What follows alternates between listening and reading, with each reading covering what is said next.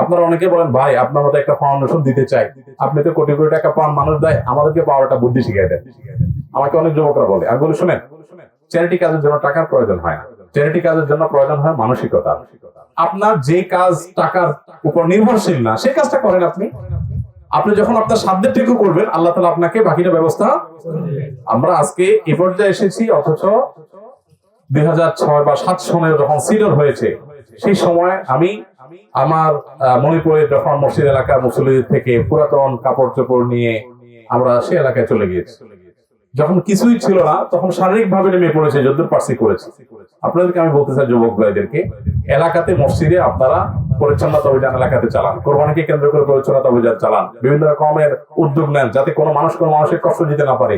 এই যে বিশেষ করে চাঁদাবাজির যে করাল গ্রাসে গোটা দেশ আমাদের সবাই বন্দী হয়ে আছে, এখন সময় হয়েছে সবাইকে ঐক্যবদ্ধ হয়ে সমস্ত দুর্নীতিবাজদের বিরুদ্ধে রুখে দাঁড়ানো হবে। আমরা আর ত্রাণ তৎপরতা বাড়ানো লাগুক সেটা আমরা চাই না। আমরা চাই বাংলাদেশে বন্যার জন্য কোনো ত্রাণ দেওয়ার প্রয়োজন না হোক। প্রতি বছর আমরা এইভাবে হিউজ পরিমাণে অনেক বড় স্কেলে ত্রাণ তৎপরতা চালাতে চাই না। আমরা চাই না এটা প্রয়োজন হোক। আমরা চাই বন্যা যেন, এই বন্যার প্রকোপ, এই পরিস্থিতি যেন কমে আসে। এটার জন্য আমাদের অনেক কাজ করতে হবে। আসন্না ফাউন্ডেশন থেকে আমরা এই বছর পরিকল্পনা করছি, জানি না কতটুকু করতে পারবো, তো আমরা নিয়ত করেছি যে আল্লাহ যদি তৌফিক দান করে বন্যা শেষে বন্যার প্রকোপ যেন কমে, সেজন্য আমরা অনেকগুলো উদ্যোগ নেব। যেমন আপনারা জানেন আমাদের দেশে যে খালগুলো আছে, এসব খালগুলো সব এলাকার বিভিন্ন প্রভাবশালী রাজনৈতিক অরাজনৈতিক নেতৃবৃন্দ অনেকেই সেটাকে দখল করে আছে না নাই বলেন?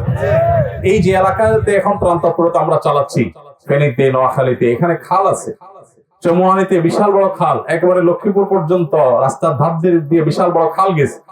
এই খাল একটা খালও এগুলোর নাব্যতা নাই, এগুলোর আপনার ড্রেজিং করা হয় না, এগুলো পরিচ্ছন্নতা করা হয় না, এগুলো অলমোস্ট ভরাট হয়ে গেছে।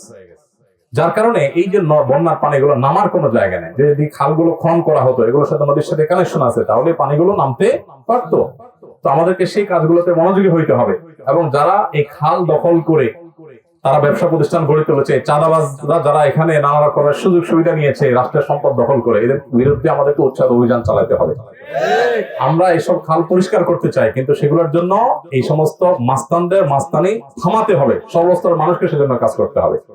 আমার খোলাসা কথা হলো, আমরা যারা নিজেদেরকে দিনদার মনে করি বা দিনদারিতার চর্চা করার চেষ্টা করি, আমাদের সর্বস্তরের মানুষের সকল কল্যাণ কাজে সামনের সারিতে থাকতে হবে ইনশাআল্লাহ। সবাই প্রস্তুত আছে ইনশাআল্লাহ? জাযাকুমুল্লাহ খাইর। আল্লাহ আমাদের সবাইকে তৌফিক দান করুন।